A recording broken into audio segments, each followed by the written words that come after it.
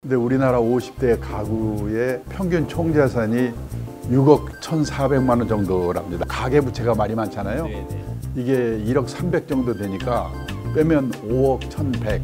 이거 언뜻 생각하면은 50대 후반에 재산이 5억 1,100만 원 있으면 뭐 그럭저럭 먹고 사는 거 아니야? 예, 살고 있는 집값이 4억 2,700만 원이에요. 남는 거는 8,400만 원이잖아요.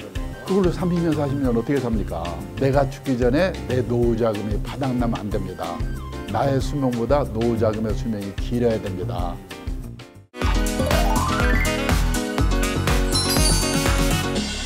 안녕하십니까, 김재훈입니다. 여러분의 건강한 삶을 도와드리겠습니다.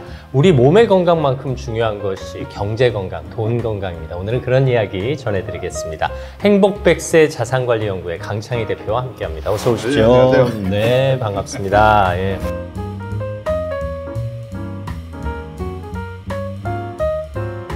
아유, 언제 봬도 이렇게 환한 미소를 짓고 계시니까 마음이 편안해집니다. 네. 그리고 대표님이 가장 부러운 것 중에 하나가 이렇게 오랫동안 현역에서 활동하시는 거 참 본받고 싶습니다. 네.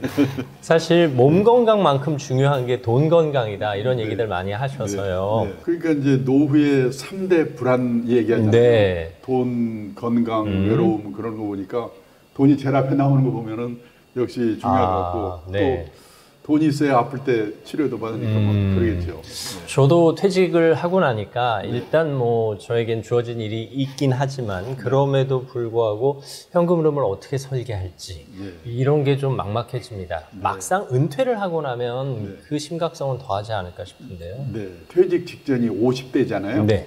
근데 우리나라 50대 가구의 이렇게 평균을 보면은 평균 총자산이 6억 1,400만 원 정도랍니다. 아, 평균이. 예, 예. 네. 뭐 서울 같은 데는 훨씬 더 많겠죠. 그렇겠죠. 그런데 이제 그 중에서 우리 또 가계부채가 말이 많잖아요. 네네. 이게 1억 300 정도 되니까 빼면 5억 1,100. 네. 이게 순자산 자기 자본이죠. 이거 언뜻 생각하면은 50대 후반에 재산이 5억 1,100만 원 있으면 뭐 그럭저럭 먹고 사는 거 아니야? 예. 그런데 문제는 5억 1,400만 원 중에서 살고 있는 집값이 4억 2,700만 원. 아, 대부분. 네. 네. 남는 거는 8,400만 원이잖아요. 그러네요. 그걸로 30년, 40년 어떻게 삽니까? 그래서 우리가 지금 OECD 가입국 중에서 노인 빈곤율이 뭐 40% 가까이 되고 노인 빈곤율은 우리나라 가구를 쭉 줄을 세워가지고 딱 중위소득 그거의 절반. 그러니까 지금 금액으로 따지면은 197만 원 정도 미만으로 부부가 사는 그 가정의 비율이 38%로 OECD 가입국 중에서 빈곤율이 제일 높다고 그러거든요. 네. 재산이 없는 게 아니고 쓸 수 있는 돈이 없기 때문에 그런 거거든요. 모아놓은 재산은 차치하고라도 당장 쓸 돈이 있어야 돼. 오히려 일본보다 많아요. 아, 그래요? 다들 그 말하면 놀라시는데 저기 한국은행에서 이제 자장년이가 발표한 자료를 보니까 우리나라는 가구당 순자산이 44만 달러 정도 되더라고요. 그러니까 우리 돈으로 하면 6억 한 2천만 원 정도 되는데 일본은요 42만 달러예요. 그러니까 5억 9천만 원 정도. 우리가 일본보다요 가구당 순자산이 많아요. 의외네요. 그러니까 다들 그 말하면 놀라는데 가계자산을 분해를 해보면 우리나라는 지금 여기 50대만 본다면 84%가 부동산, 일본은 37%가 부동산, 미국도 32%가 부동산.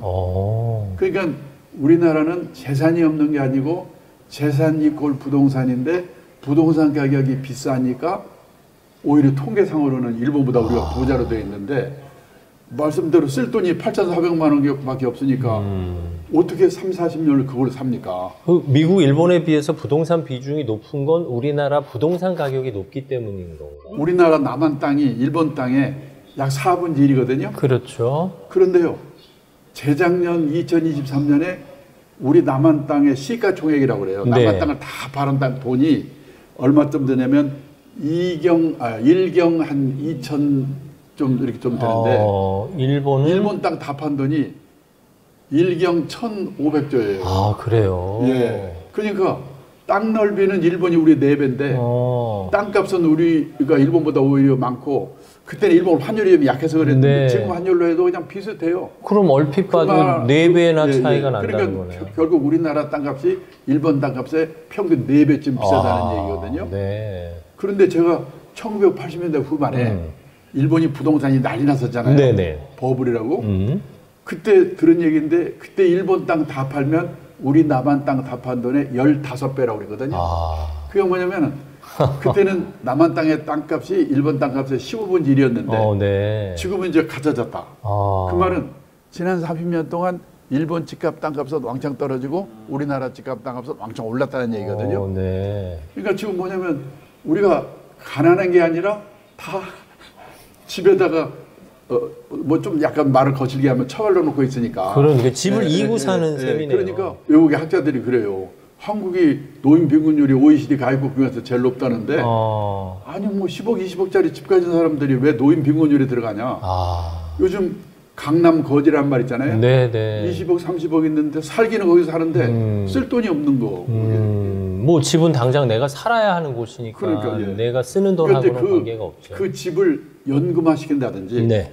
그 집을 예를 들어서 제가 이제 주위 사람들도 보면은 그 집을 과감하게 팔고 실버타운 같은 데 가서 네. 그 돈을 쓰는 사람. 그 다음에 또 팔아서 전세로 옮기고 그 돈을 자식들하고도 같이 잘 쓰는 사람도 있는가 하면은 부인하고 딸이 다른 말은 다 들어도 이사는 못 가겠다. 네. 내가 어떻게 강남 살다가 쪽팔리게 다른 데로 가냐. 창피하죠. 그래서 그냥 거기서 네. 어렵게 사는 사람들. 아니 사실 씀씀이는 줄일지언정 집은 못 줄이겠다. 그렇죠. 네. 그게 뭔가 창피한 기준이 조금 다른 게 친구들이 아닌가. 그것만이 다 있는 것도 있고. 네. 그다음에 저 집이 어디 딴 데로 갔다면 망한 거 아니야? 뭐 그런 소리 듣기 싫은 것도 그리고 또 있겠죠. 집이 없으면 허전한 느낌도 있으시겠죠. 그러니까 어떻게 보면 우리는요 집에 한이 맺혀 있다고 볼 수가 있어요. 네. 우리는 지금 내 돈이 하나도 없더라도 아버지가 빌려준다면 은행에서 빌려준다면 그냥 눈 감고 영끌 집 사잖아요. 그러니까 결국은 이 현금이 없으니까 어려운 거예요. 어려운 자, 그럼 말씀하신 대로 어느 정도 재산은 있지만 부동산 비중이 높다 보니 쓸 돈이 없다. 네. 그러면 내가 은퇴 후에 혹은 돈벌이를 멈췄을 때 매달 쓸 수 있는 돈을 어떤 기준으로 계산해 놓으면 그러니까 뭐냐면 아까 제가 말씀드리기를 노후의 3대 불안이 돈, 건강, 외로움이라고 했잖아요. 그러니까는 그 돈, 건강, 외로움에 방어하기 위해서 내가 갖고 있는 자산이 뭔가 그걸 잘 활용해야 되는데 자산은 첫째가 실물 자산이 있고 부동산 주로죠. 그렇죠. 그다음에 금융 자산이 있고 그다음에 이제 자기 몸, 인적 자산.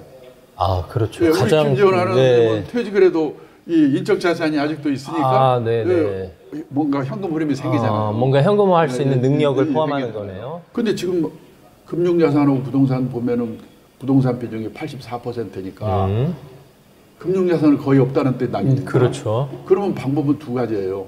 부동산을 연금화 시켜서 주택연금 많이 하잖아요. 아니면 집을 줄여가지고 그쪽에서 현금화 시켜서 사는 방법하고 그다음에 자기 몸, 그러니까 인적 자산을 잘 이용해서 뭔가 좀 허드렛 일을 갖고 오더라도 요즘 일본은 70대 남성의 46%가 다 일하잖아요. 그래요? 이 직업의 경중에 상관없이. 거기 아파트 관리인의 경쟁률이 50대 1이래요. 그래요. 거기는 퇴직하고도 일하는 게 당연하다고 생각하는 거예요. 그러면 상대적으로 70대 노동 인구가 우리나라 대비 일본이 훨씬 높은 편이거든요. 그렇죠. 제가 놀랐는데요. 일본에서 최근 베스트셀러 된 책이 있는데 친구가 보내줬는데 제목이 뭐냐면 정년 후의 진실이라는 책이에요. 근데 일본은 우리보다 몇십 년 앞서서 자본 축적을 시작한 나라잖아요. 그다음에 연금도 우리보다 몇십 년 앞서서 도입된 나라잖아요. 또 우리보다 일찍 선조가 됐잖아요. 저는 일본 사람들이 먹고 사는 거는 전혀 걱정 없는 나라인가 이런 생각을 하고 있었어요. 근데 그 보내준 책을 보니까 일본의 60대에서 80대까지 노인분들의 그 월 수입이 우리 돈으로 250만 원 정도예요. 그리고 한 달 생활비가 300만 원 정도예요. 그러니까 대부분의 가정에서 50만 원 정도는 모자라니까 그 모자라는 돈은 퇴직해서 일해서 번다는 생각을 다 갖고 있고 그러면 뭔 일 하냐?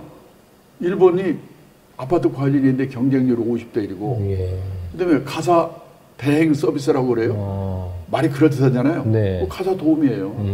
그래서 일본에서 중요한 직업 중에 하나가 뭐냐면 노노 케어라고 그래가지고요. 네네. 지금 우리나라는 아직 고령화 사회라고 하지만은 이 베이비붐 세대가 후기 노령기 75세 네, 이후에 네. 들어가지 않았기 때문에 실감이 좀 덜한데 일본은 이 베이비붐 세대가 다 후기 노령기에 넘어갔거든요.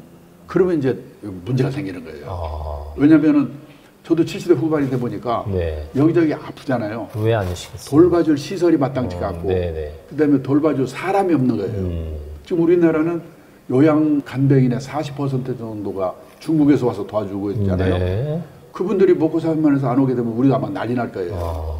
근데 일본도 그게 안 되니까 필리핀에서 온 분들 이렇게 하는데 말이 안 통하잖아요. 그래서 지금 일본에서 뭐라고 하냐면 개호, 간병, 돌봄, 개호, 대란, 개호, 난민 그러거든요.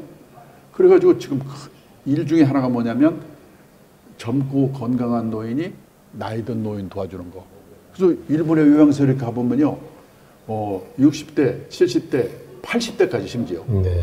건강한 시니어를 환영합니다. 와서 일하세요. 그러니까 어르신들도 일하는 문화를 자연스럽게 받아들여야 그렇죠. 된다는 네, 말씀이시고 어쨌든 한 달 씀씀이를 정해놓고 네.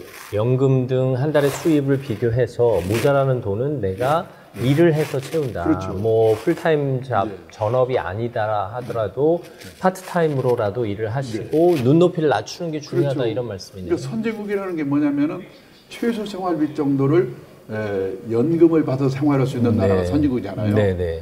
예를 들어서 미국이나 일본, 독일 노인들에게 매달 주 수입원이 뭐예요? 이렇게 물어보면 얘 연금이에요. 네. 그렇게 대답하시는 분이 60, 70%, 8, 90%거든요. 근데 우리는 그렇게 대답할 수 있는 분이 학교 선생님, 공무원, 맞아요. 군인 출신하고 일부 준비된 사람이 없으니까 29%밖에 안 돼요. 특히 지금 네. 70대 이상은 더 그렇죠. 그러니까 노후의 생활비에 제일 중요한 게 연금인데 우리는 연금이 지금 국민연금이 거의 대부분인데 평균 월 수령액이 59만 원이잖아요. 네. 택도 없잖아요. 그러니까 일본은 연금으로 보통 150에서 200 정도는 받으니까 그게 수입이에요. 나머지 모자란 돈은 일해서 번다고 생각을 하는 거죠. 그 연금은 근데 1년, 2년에 드는 게 아니지 않습니까? 네. 그 젊을 때부터 가입해야 되잖아요. 그래서 연금을 젊을 때부터 가입하도록 하는 게 아주 중요한 그 과제죠. 네. 근데 우리는 그렇게 준비한 사람이 많지 않으니까 이 갖고 있는 집을 있는 게 집밖에 없으니까 연금화 시켜는 그 주택연금을 과감하게 활용하는 방법. 그리고 좀 비싼 집을 갖고 있는 분은 여전 일본 같은 데 보면은 부부만 남았거나 혼자 되면 18평에서 20평짜리 그리고 시내에서 병원 가깝고 문화시설 가깝고 왜냐하면 재미가 있어야 되니까 네네. 쇼핑 가깝고 이런 데 사는 게 유행이거든요. 그러니까 그런 식으로 과감하게 집을 줄여서 쓰든지. 근데 우리나라는 아직도 네. 상대적으로 큰 집을 유지하고 싶어하고 그러니까 뭐 그것도 그렇고 네. 또 그렇다고 원래 연금 부은 것도 없고 게다가 대표님이 건강하시니까 그래도 현역이 있으시잖아요. 결국은 내 몸이 일을 할 수 없는 상태가 될 수 있으니까 그때를 대비해서라도 그렇죠. 건강할 때는 눈높이를 낮춰서라도 돈벌이를 하는 게 좋다 이런 근데 그게 제안이시죠. 뭐냐면 결국은 돈, 건강, 외로움인데 네. 그 3대 불안을 해소하는 최선의 방법은 결국 돈이 되는 일이든 사회 공헌 활동이든 취미 활동이든 그걸 겸한 활동이든 일을 가져야 된다. 일을 가지면 외로움의 문제도 그렇죠. 또 어느 정도 해결이 그러니까 3대 불안을 해소하는 최선의 방법이 일이라고 선진 사람들은 얘기를 하죠. 결국 이제 50대 후반, 뭐 60대 초 첫 번째 직장 혹은 오래 다니던 직장에서 퇴사할 때부터 네. 현금 흐름에 대한 계산, 또 연금에 대한 염려, 뭐 이런 것들을 잘 세워야 한다는 건데 네. 저희 또래들이 퇴직금을 받을 때 이제 일시금으로 받느냐, 연금으로 나눠 받느냐 네, 네. 이런 고민도 있어요. 목돈으로 받느냐는 개인연금하고 퇴직연금이잖아요. 네, 이 퇴직연금을 연금으로 이렇게 받는 사람은 계좌 수로 보면은 13%밖에 안 돼요. 아주 예외예요. 연금을 네. 받는 사람이. 근데 금액으로 보면은 57%가 연금으로 받고 있어요. 아, 그래요. 왜 그러냐면은 결국은 지금 국민연금 전체 적립된 금액을 가입자 수로 나누면요. 네. 5천만 원 좀 넘거든요. 아, 그러니까는 금액이 많지 않아요. 생각보다. 그런 사람들은 사실은 연금화 해도 의미가 없으니까 다 네. 일시불로 받는데 이게 억 단위 넘어간 사람들은 많이 연금으로 받죠. 연금으로 받으면 좋은 게 뭐냐면 소득세 30~40% 줄어들어요. 감면되는 세금이. 효과. 그게 제일 큰 이점이고, 또 하나는 목돈이 1억이라든지 2억이 들어오면은 노리는 사람들이 많잖아요. 우선 자녀들이 손 벌릴 경우가 많고, 그다음에 또 소비 자금화될 가능성이 커요. 이게 뭐 집도 좀 수리도 하고, 그다음에 자동차도 하나 사고, 그럴 가능성이 커요. 그래서 가능하면 원칙은 연금으로 받는다, 이런 생각 갖는 게 제일 중요해요. 왜냐하면 매달 얼마씩 들어오는가가 퇴직 후에 중요하기 때문에. 아울러 연금의 중요성을 아시는 분들은 이제 개인연금을 받을 수 있도록 여러 가지 조치를 취하는데, 그래도 연금 중에 연금은 국민연금인 거죠. 나이 들어서 65세가 돼서 받는 걸 노령연금이라고 하잖아요. 그 받는 분들이 68% 정도 되고요. 월 수령액이 60만 원 미만이 70%고 100만 원 이상 받는 사람은 13%밖에 안 되거든요. 그러니까 국민연금을 100만 원 이상 받는 사람도 13%가 어려면서 예외예요. 그다음에 퇴직연금은 지금 말씀드린 대로 좀 푼돈 정도밖에 안 되고, 도입의 역사가 2005년에 도입됐거든요. 그렇죠. 그리고 직장을 우리는 많이 옮기잖아요. 그때마다 그냥 받아 쓰고 그래 버려서. 개인연금도 그렇고. 결국 국민연금도 아직 납부하시는 분들은 좀 추납을 한다든가, 좀 더 채워 넣는다든가, 그리고 아직 경제력이 조금이라도 있으신 분들은 수령 시기를 조절한다든가 하는 방법. 그러니까 그걸 뭐라고 하냐면 국민연금 더 받기 전략이라고 그러거든요. 6가지가 있는데, 첫째가 임의 가입.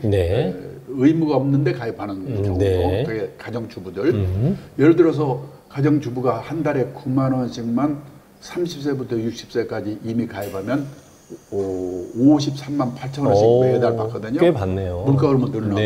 그러면 남편 거 같으면 그러면 큰 도움이 되죠. 이미 가입이고, 두 번째는 우리가 지금 60세까지 불입이 의무가 있잖아요.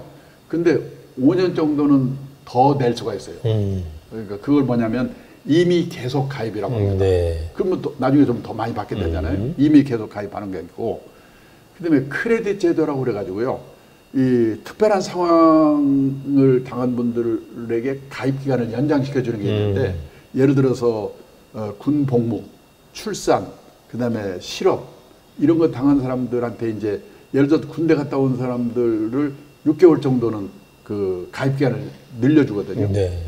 그런 크레딧 제도라는 것도 잘 활용할 필요가 있고, 그다음에 추후 납입이라고 그래가지고 예를 들어서 그 과거에 실직을 했거나 폐업을 했거나 또는 육아휴직 같은 거 한 분들이 못 낸 거를요, 나중에 이자 보태서 낼 수가 있거든요. 그거를 추후 납부, 추납, 그것도 많이 유리해지죠. 그다음에 마지막으로 연기 연금이라고 그래가지고 예를 들어서 65세부터 받게 돼 있는 거를 5년까지 연장할 수 있어요. 그러면 1년 연장하면 월 수령액이 7.2% 늘어나거든요. 5년 연장하면 36% 연금을 더 많이 받을 수 있는 거죠.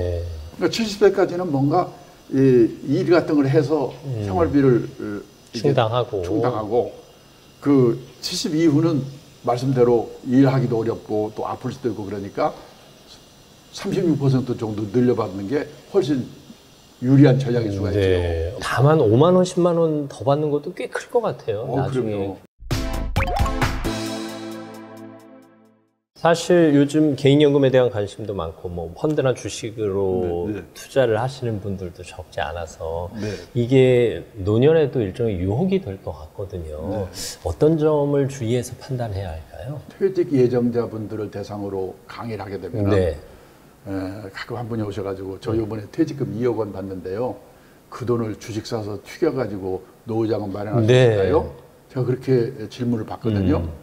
의외로 그런 분이 많아요.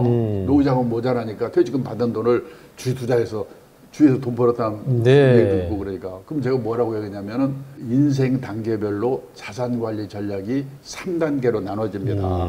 나는 어느 단계에 있는가, 그런 방법을 택하셔야 됩니다. 1단계는 현역 시절인데 현역이니까 그때는 일을 하면서 그 모아가면서 운용하는 단계거든요. 그때는 젊고 또 그다음에 월급이 있고, 그렇기 때문에 뭐라고 얘기하냐면은 주식 투자도 하고 펀드 투자도 하고 좀 공격적으로 해도 되는데, 다만 이제 장기 투자, 분산 투자의 원칙을 잘 지키면 됩니다.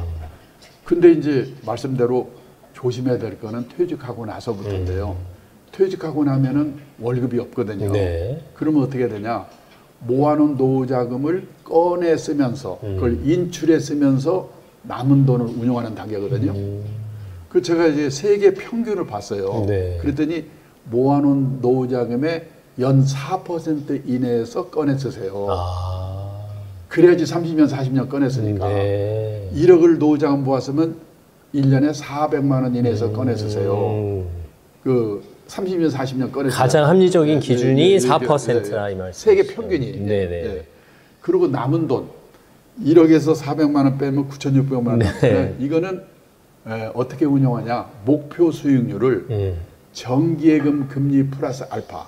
아. 그러니까 지금 정기예금 금리가 2%니까 네네. 한 3%나 4%나 욕심내더라도 5% 정도. 그러니까 보수적으로 목표를 세우십시오. 어쨌든 안전하게 자산을 지키는 지켜야 되니까. 방향으로. 그리고 그래서 예를 들어서 펀드 투자를 한다면은 채권이 많이 포함되어 있는 네. 혼합형 펀드, 주식을 꼭 직접 하고 싶으면 갖고 있는 전체 노후 자금의 한 30~40% 이내에서 그렇게 보수적으로 하셔야 됩니다. 그렇게 얘기를 하고, 그다음에 2단계에서 더 중요한 건 뭐냐면 가능하면 모아놓은 노후 자금을 안 꺼내 쓰는 노력, 네. 덜 꺼내 쓰는 노력을 해야 됩니다. 그러면 안 꺼내 쓰려면, 덜 꺼내 쓰려면 첫째가 뭐냐? 연금 수입이 있어야 됩니다. 기본적으로. 그래서 저도 저기 국민연금을 받으니까 그만큼 네, 덜 꺼내 네. 쓰잖아요. 그 연금이 그래 중요한 거예요. 그다음에 두 번째는 퇴직을 하면 생활비를 줄여야 되잖아요. 네. 보통 현역 시절에 60 내지 70%로 줄이라고 그러거든요. 그러니까는 뭐 집을 줄이거나 지방으로 이사를 가거나, 그래서 한 달에 50만 원 절약, 100만 원 절약. 네. 두 번째가 절약이고요. 세 번째는 뭐냐면은 뭐든지 좀 허드렛 일에 가까운 일이라도 일을 해서 한 달에 50만 원, 100만 원이라도 근로소득. 그래서 2단계에서 제일 중요한 거는 연금소득, 그 다음에 절약, 근로소득으로 가능하면 안 꺼내 쓰는 노력, 덜 꺼내 쓰는 노력을 하셔야 됩니다. 이렇게 얘기를 하고요. 그러면 이제 3단계가 언제 시작이 되냐?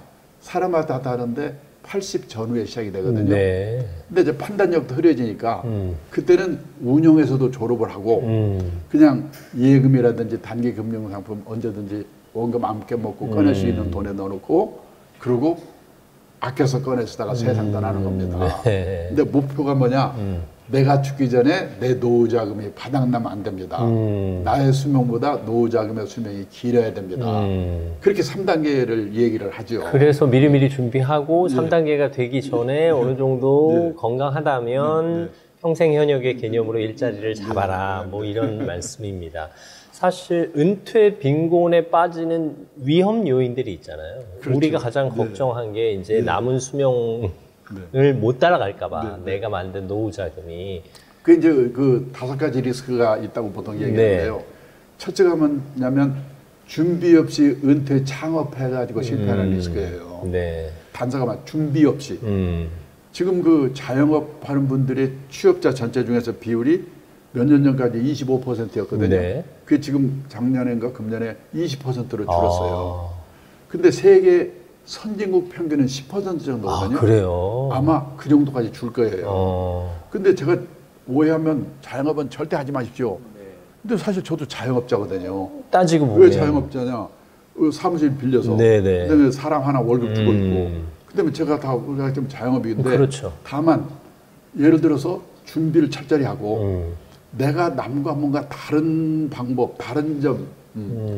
저는 좀 남과 차별화된 뭔가 하나 무기가 있으니까 그게 가능하잖아요. 네네. 우리 윤정은 아나운서 말씀하지만. 네. 예를 들어서 제일 많이 하는 게 음식점이잖아요. 네네. 그러면 음식을 특별히 남보다 맛있게 할 수 있는 그런 준비를 하고 한다든지. 이게 단서가 뭐냐? 대부분이 쫓겨서 하기 때문에 준비 없이 그냥 하게 되거든요. 갑자기 나와가지고. 네. 그래서 준비 없이 은퇴 창업해서 실패하는 리스크가 첫째예요. 그다음에 두 번째는 금융사기. 금융사기가 너무나 많아요, 지금. 생각보다 많죠. 네. 점점 심해지는 그러니까 듯한. 욕심 때문에 그런 건데 네. 저도 제 손자가 저한테 얼마 전에 그러더라고요. 할아버지가 유튜브에서 3천만 원 가지고 한 달에 1억 만들어준다고 지금 사기치고 있어. 아하하. 뭐냐면 AI 요즘 흉내내가지고 하잖아요. 아, 네네. 그래서 제가 신고했거든요. 아. 그랬더니 그 담당자분이 그래요. 요즘은 현행범도 못 잡아요. 아, 그래요. 그러니까 눈 뜨고 사기꾼을 보고 있는 거예요. 근데 뭐 하나 그냥 조금 잘못 생각해서 누르면 걸리거든요. 그렇죠. 정말 조심 금융사기. 그다음에 세 번째가 중대질병 걸려서 돈 퍼붓는. 네네. 지금 60 되기 전까지 멀쩡하던 분이 뭐 암, 심혈관 질환 그래서 그런 분들이 많거든요. 그래서 이제 건강에 조심하면서 그 중대질병보험 하나쯤은 들어가지고 그걸 네. 방어하는 게 그 리스크예요. 위기에 중대질병 대응하는. 건강 리스크죠. 네. 그다음에 네 번째가 뭐냐면은 성인 자녀 리스크예요. 아. 지금 우리나라 성인 중에서요 생활비를 부모한테 의존하고 사는 성인이 313만 명이래요. 그래요. 그러면 그 애들의 노후는 어떻게 될 것이며 그 부모의 노후는 어떻게 될 것인가. 그러네요. 그래서 어릴 때부터 과외 공부 시키는 게 문제가 아니고 자녀들에게 자립교육을 제대로 시켜야 되는데 네. 사실 우리나라가 과소비 그러지만은 네. 중남미나 이태리 이런 나라 비교하면 우리나라처럼 근검 전략하는 나라도 없거든요. 상대적으로. 예.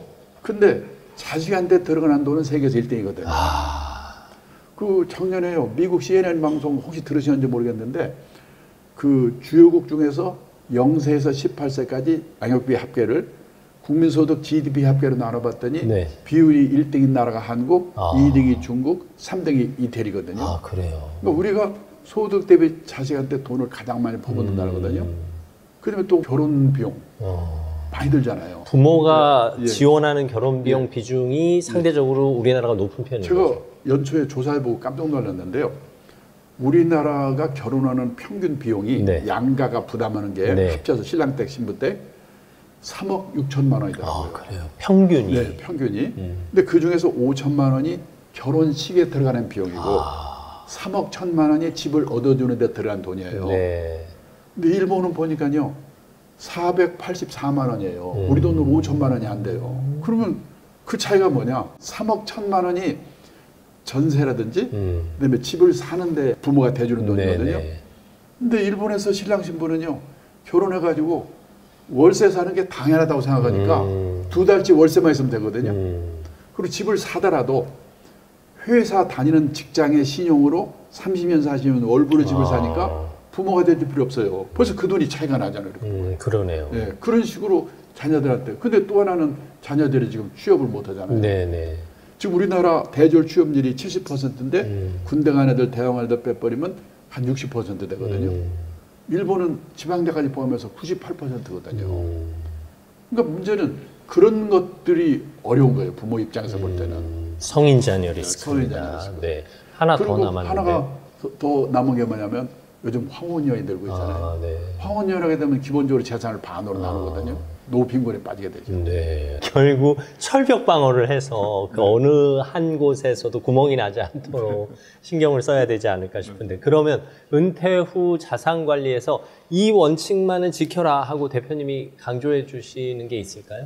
우리가 경제적 자립에 대해서 이해를 제대로 해야 되는데 경제적 자립하면 다들 돈 버는 능력, 재테크 이것만 생각하거든요. 네. 근데 진정한 경제적 자립이란 주어진 경제적 상황에 자기 자신을 맞춰놓는 능력을 기르는 거다. 네. 그러니까 지금 우리가 지난 30년, 40년 세계 역사에 없는 특별한 시대, 이 고성장 시대를 살았기 때문에 우리는 의식하지 못하고 우리는 아끼고 있는데 미국, 일본 선진국 사람들이 우리를 보면은 너무나 낭비 요인, 거품 요인이 많거든요. 네. 그 필요 없는 자동차. 재미교포 한 분이 성공해서 서울 발령받아 와서 뭐라고 하냐면 서울에 와서 몇 개월을 살아보니까 서울처럼 대중교통이 발달된 도시가 세계에서 몇 개 없다 이겁니다. 그렇죠. 근데 1km 걸어가면서 자동차 끌고 가더라 이거죠. 그러니까 필요 없는 자동차, 교육비, 결혼 비용, 경조사 이런 거 작심하고 아끼지 않고는 노후 준비가 안 되게 돼 있거든요.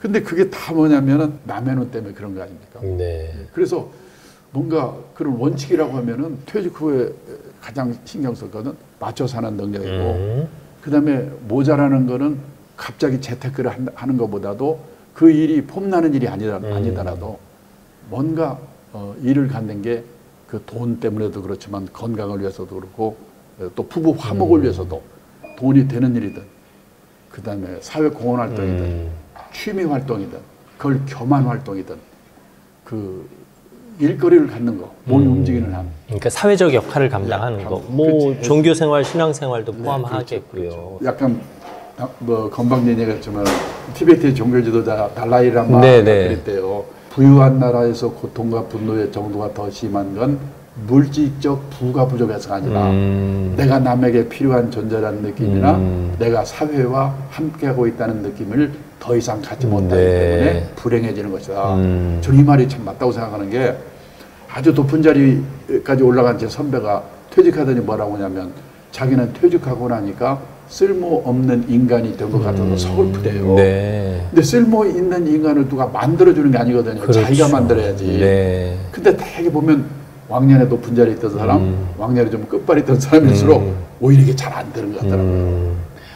지나치게 욕심부리지 말고 지금 이대로 충분하다는 생각과 함께 내가 나의 쓸모를, 사회적인 쓸모를 만들어서 어떤 기여를 하는 쪽으로 삶을 디자인해야 되겠네요.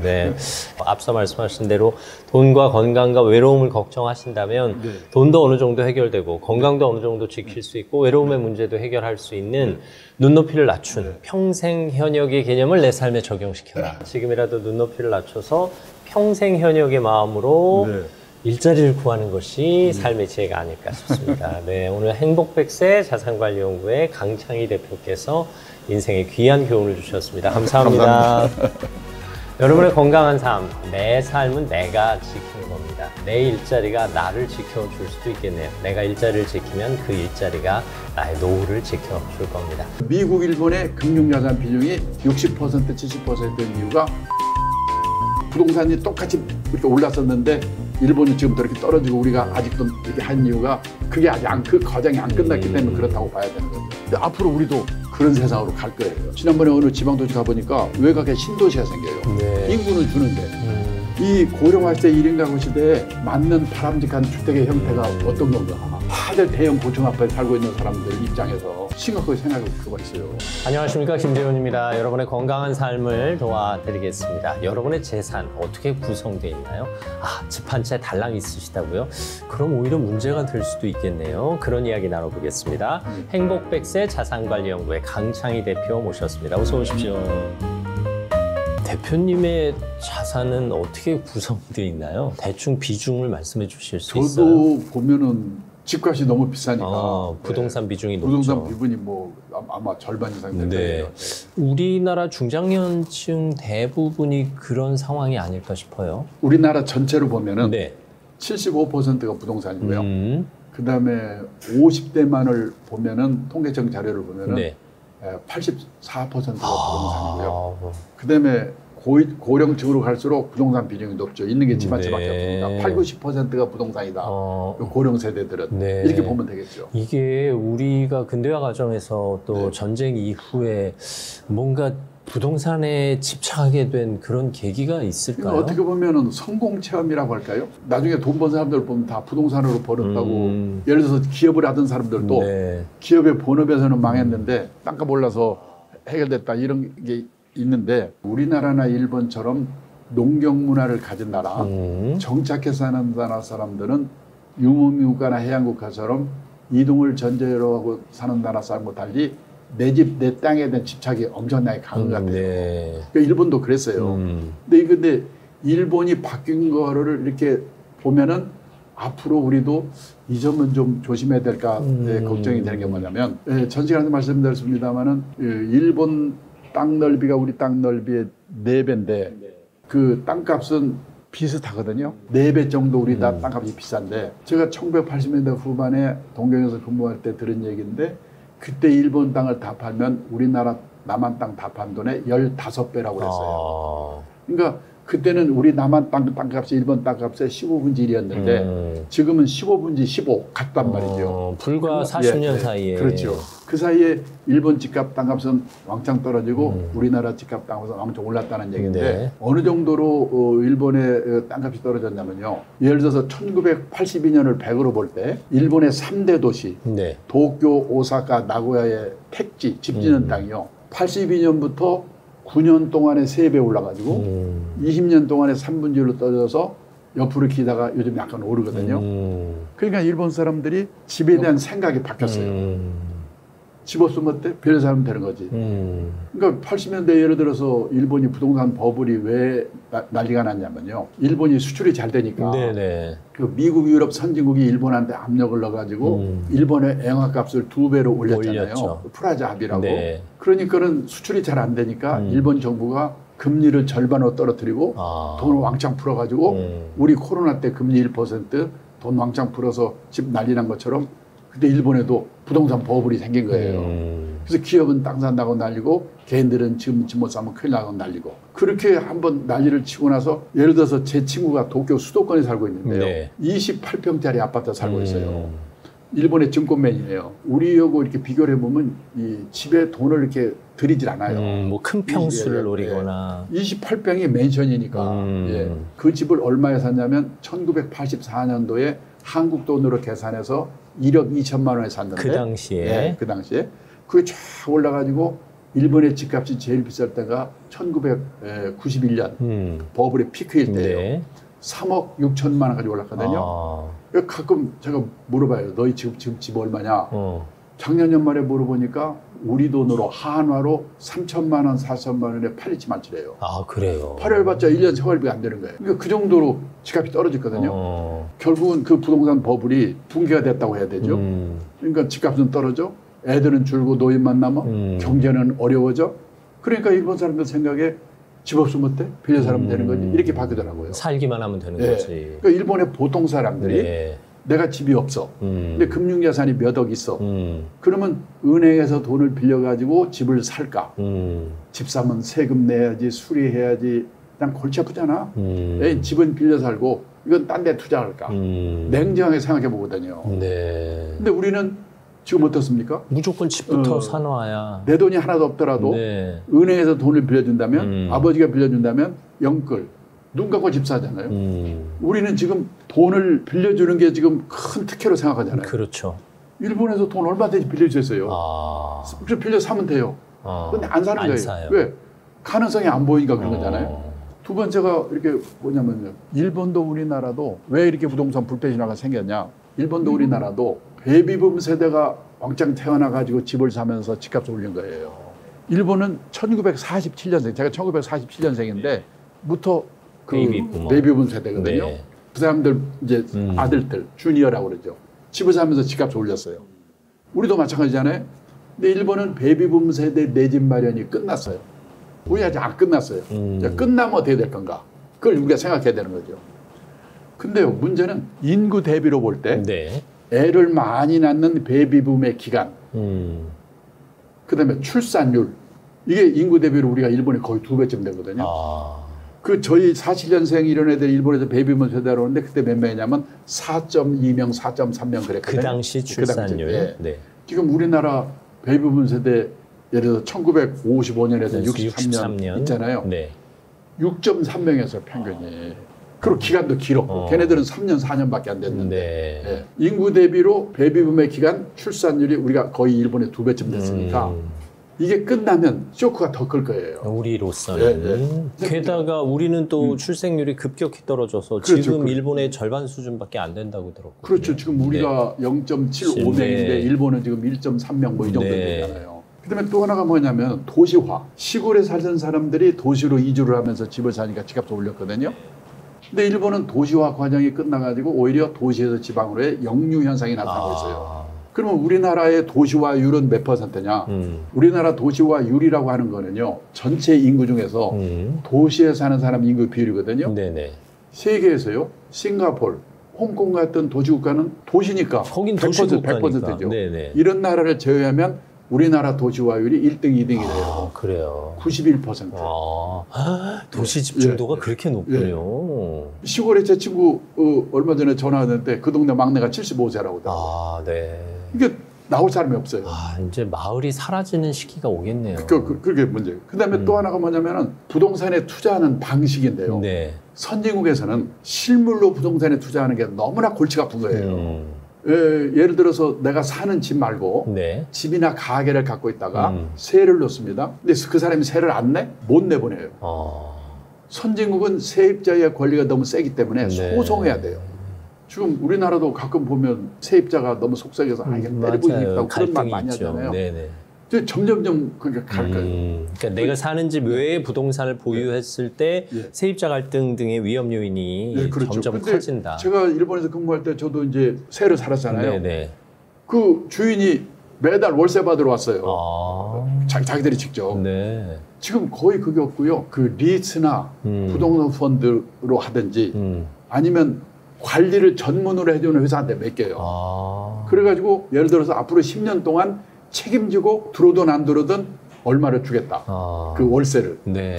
그 손해 나면 그 관리회사가 책임지는 거예요. 일단 들어오기만 하면. 네. 오피스텔 같은데 갖고 있는데 세 안 내면 오히려 관리비만 내가 내잖아요. 네네. 그러니까 선진국에서는 관리회사한테 맡기거나 아니면 리츠나 부동산 펀드 같은 간접 투자를 하는 거예요. 네. 그래서 미국, 일본의 금융자산 비중이 60%, 70%인 이유가 여기에 있는 거거든요. 근데 앞으로 우리도 그런 세상으로 갈 거예요. 부동산이 똑같이 이렇게 올랐었는데 일본은 지금 이렇게 떨어지고 우리가 아직도 이렇게 한 이유가 그게 아직 그 과정이 안 끝났기 때문에 그렇다고 봐야 되는 거죠.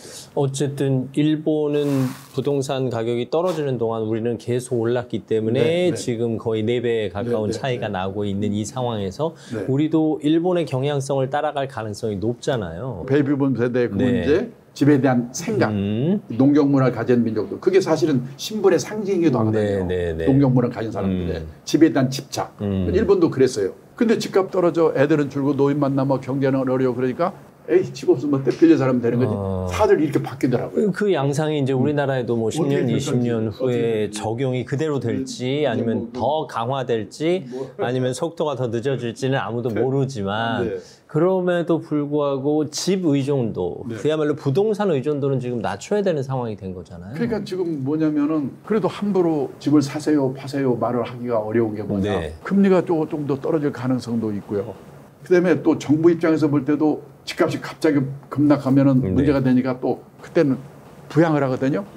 그러니까 함부로 예측을 못 하는데 문제는 그런 것들이 다 안 될 때 일본도 그렇게 했을 거 아니에요. 근데 그때가 과연 5년 후인지 10년 후인지 그건 잘 모르지만은 내 노후가 됐을 때 나는 집밖에 없는데 여러 가지 그걸 볼 때는 가능성이 매우 큰데 그때는 나는 어떡하지? 걱정이 되는 거예요. 결국 지금 뭐 40대, 50대도 그렇고 어떻게든 부동산을 늘리려는 전략들을 많이 쓰실 텐데 금융자산 비중이 맞아야 된다는 거잖아요. 황금 비율이라는 게 있을까요? 뭐 황금 비율이라고 볼 수는 없고 왜 그러면 선진국은 부동산의 비중이 30, 40%인가를 생각해야 되는 거예요.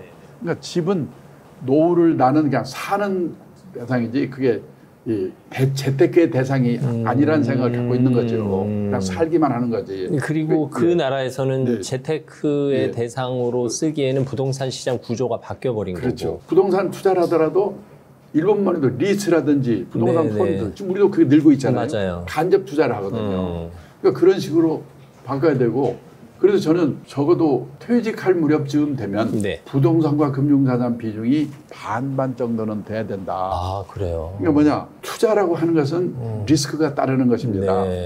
따라서 재산이 한 곳에 집중되어 있으면 안 됩니다.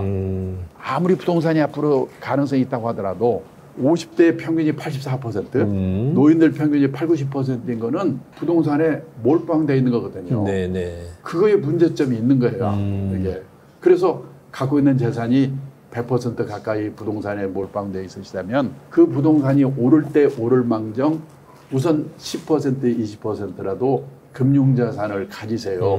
그리고 나이가 들어가면서 금융자산의 비중을 높여가셔야 됩니다. 그래서 환갑 나이쯤 되면 부동산과 금융자산 비중이 반반 정도는 돼야 됩니다. 그래야 오르든 떨어지든 주택빈곤, 하우스푸어가 안 됩니다. 그럼 어떤 분이 그래요? 나는 지금 5억짜리 아파트 한 채밖에 없는데 그거를 팔고 길가에 나 앉을 수도 없고 쪼갤 수도 없고 어떡하란 말이냐. 그런 분은 예를 들어서 주택연금 가입하게 되면 65세부터 한 달에 한 120만 원 정도씩 받아서 생활비 보탤 수도 있고 떠날 때 남으면 자식한테 주고 모자라면 그걸로 끝이에요. 그래서 이제 나중에 몇 년 후에 물려주기로 하고 파는 거니까 구조조정이 된 거죠. 그렇게라도 하십시오. 얘기를 하는 거죠. 어쨌든 뭐 저희 세대들도 말씀하신 대로 금융자산과 부동산 자산의 비중을 반반으로 맞추려면 물론 집 한 채라도 있는 게 너무 감사하고 고마운 네. 일이지만 집 한 채 달랑 있다 네. 할 경우에는 결국 집을 줄이는 방법밖에 없는. 그러니까 보면은 부부가 자식들과 전부 같이 사는 시기가 있고요. 네. 그 다음에 다 나가고 부부 둘만 사는 시기가 있고요. 부부 중에 한 사람이 아파 부부 간병기가 있고요. 그렇죠. 그 다음에 한 사람 떠나고 혼자 남아서 혼자 살다가 떠나는 거거든요. 그러니까 그런 시기별로 나는 어디서 누구랑 어떻게 살아야 될 건가 하는 거를 지금부터 미리미리 생각해보고 적어도 혼자 아니면 둘이 됐을 때는 갖고 있는 집이 크면은 다운사이징을 하는 노력을 해야 되겠죠. 우선요, 자식들하고 안 살게 되면 이웃집만한 복지시설이 없거든요. 네. 근데 30층, 40층이나 이런 고층 아파트에서 혼자 하나 둘이 살고 있으면 누가 찾아오겠는가. 그렇죠. 고독사 문제도 앞으로 문제가 되고 제 나이 때 같아 보니까 응급 상황이 가끔 생겨요. 네, 병원에 가야 하는. 예. 그러면 구급차가 와가지고 십몇 층까지 올라오는데 시간 걸리죠. 그것도 앞으로 큰 문제예요. 그래서 일본에서 요즘 유행하는 게 뭐냐면 부부만 남았거나 혼자 남았을 때 어디 사는가 시내에서 18평에서 20평짜리 병원 가깝고 문화시설 가깝고 왜냐면 외로우니까 그다음에 쇼핑 가까운 거 이런 데 하는 게 유행이다. 네. 지금요 돈만으로만 꼭 되는 게 아니라는 걸 이렇게 느끼는 게 뭐냐면 제 아는 분이 이제 94세 되신 분인데 네. 대학 교수 하시고 건강하셔요. 근데 사모님이 수면장애로 넘어지셔가지고 이게 휠체어에 살고 계시거든요. 네. 그러면 전일제 간병서에 써야 돼요. 그리고 휠체어에서 하니까 화장실 갈 때 이 노인이 부추고 가야 돼요. 그렇죠. 그리고 또 음식물 쓰레기도 자기가 버리고 가야 돼요. 그게 너무나 힘든 거예요. 근데 요번에 또 엘리베이터가 고장이 나잖아요. 그리고 한 달 동안 수리하는데 한 달 동안 갇혀있게 생겼다고. 아이고. 그래서 혼자 아니면 둘이 남았을 때 어떻게 어디서 살 거냐 하는 것을 한번 심각하게 미리 생각해야 되고 네. 또 하나는 지금 아파트의 그 재건축 문제 있잖아요. 네네. 앞으로 사회 문제가 큰 문제가 될 거예요. 지금 일본에서요 낡은 아파트의 슬럼화 문제 이게 지금 사회 문제가 돼 있거든요. 뭐 40년, 50년 이상 된 네. 오래된 아파트들의 지역이. 근데 아파트를 재건축하려면 두 가지 조건이 충족돼야 되거든요. 네. 첫째가 위치가 좋아야 돼요. 둘째 저층해야 돼요. 고층으로 만들면서 비용을 뽑아야 되니까. 네. 그러면 위치가 별볼 열었거나 위치는 좋더라도 이미 고층이 돼 있으면 안 되는 거예요. 네. 그래서 그 단지가 슬럼화되고 그 애물단지 단지 때문에 그 근처에 있는 땅값이 떨어지는 거예요. 제가 28평짜리 아파트에 산다는 제 친구한테 물어봤거든요. 야, 3천만 원, 4천만 원밖에 안 간다고 그랬잖아요. 우리 네, 돈으로. 네. 너희 아파트 30몇 년 된 낡은 아파트니까 안 오르지. 그 아파트 재건축하면 오르지 않을까? 내가 물어봤어요. 그랬더니 재건축? 죽어도 안 된대요. 왜? 330세대가 살고 있는데 다 노인들이라 우선 귀찮고 두 번째 재건축할 돈을 적립을 안 해놓은 거예요. 네. 우리는 강남에서 돈을 받으면서 재건축한 얘기가 신문에 나가지고 허가가 안 나서 그렇지 허가만 나면 재건축은 공짜로 하는 줄 알았는데 네. 아니잖아요. 지금. 아니죠. 실질적으로. 예. 그래서 20%만 반대하면 못하는 거예요. 제가 그 친구한테 물어봤어요. 그럼 너 그 아파트 어떻게 할 거야? 몰라. 나 살다 죽으면 그만이지. 뭐 나라에서 뭐 때려 부시든지 말든지 이러더라고요. 근데 일본에서 그나마라도 재건축에 성공한 아파트가 있긴 있어요. 성공한 아파트의 80%가 지진 나서 무너진 데래요. 그래요. 근데 지진 나기를 기다릴 수 없는 거 아니에요? 그렇죠. 근데요. 우리가 일본을 걱정할 때가 아닌 게 뭐냐면 일본은 아파트의 슬럼화 문제가 사회 문제가 됐다고는 해도 네. 일본 전체 주택수의 6층 이상의 철근 콘크리트로 된 아파트의 비율은요 10% 정도밖에 안 돼요. 그래요. 거기는 지방도시 가면 아파트 별로 없어요. 우리는 지방도시에도 지금 우리요 전체 주택수 중에 아파트의 비율이 몇 퍼센트인지 아십니까? 작년에 64%예요. 그래요. 다 10층 넘는 철근 콘크리트 아파트잖아요. 네네. 지방도시 이런 데 고층 아파트 서 있는 거 보면 10년 후, 20년 후 우리 손주들이 저거 때려부시려고 얼마나 고생을 할까. 그러게요. 이 한동안 재건축 붐이 일어서 고층 아파트 됐고 이제 초기 재건축 붐이 일었던 그 시절에 고층 아파트가 노후화되기 시작했잖아요. 지금 뭐 줄줄이 기다리고 있잖아요. 게다가 그 아파트들은 이제 재건축을 해서 재미를 볼 수 없는 상황이니까. 그러니까. 아, 이게 생각보다 그 10층짜리가 예를 들어 20평이 되면 그다음부터 안 되는 거 아니에요? 그러니까요. 네. 오히려 일본보다 더 극심한 위기에 봉착할 수 있다는 그다음에 얘기네요. 또 하나 심각하게 나이 들어서 생각하는 게 뭐냐면 혼자 아니면 둘이 많은 고령화 시대, 1인 가구 시대에 알맞은 그러니까 적당한 주택의 형태가 어떤가, 어떤 것인가는 한번 미리 생각해 봐야 되는 거예요.